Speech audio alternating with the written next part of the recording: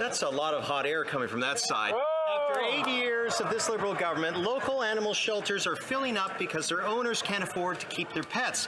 In the last 2 months, the Central Okanagan Food Bank has added 350 seniors who need their help. Governor Macklem said, and I quote, "High inflation is making life more difficult for Canadians, especially those with low or fixed incomes." He also said, "Inflation in Canada increasingly reflects what's happening in Canada." When will the Liberal government finally raise its deficit spending blinders and see that its out-of-control spending is making life harder for seniors? The Honourable Minister for Seniors.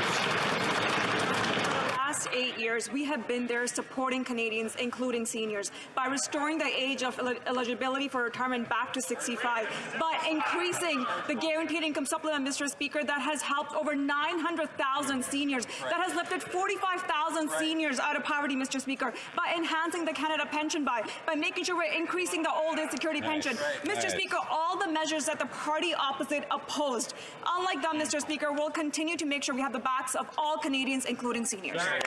Honourable Member for Central Okanagan, Similkameen Nicola. John and Sarnia and seniors in my riding can't eat those talking points.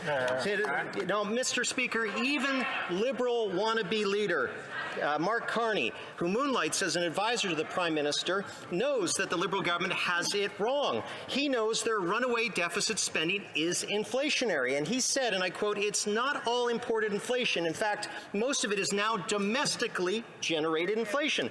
After 8 years of this government, residents in my riding are facing sky-high gas and propane bills and now must choose between heat, food, or their pets. If the Liberal government won't stop its spend deficits, Mr. Speaker, can they at least cancel the triple? Deputy Prime Minister. Mr. Speaker, our government will take no lessons from the Conservatives when it comes to protecting Canada's most vulnerable. Thanks to measures put in place by our government, hundreds of thousands of seniors have been lifted out of poverty and hundreds of thousands of Canadian children. And we've done that, Mr. Speaker, while maintaining Canada's AAA credit rating, while having the lowest debt and the lowest deficit in the G7.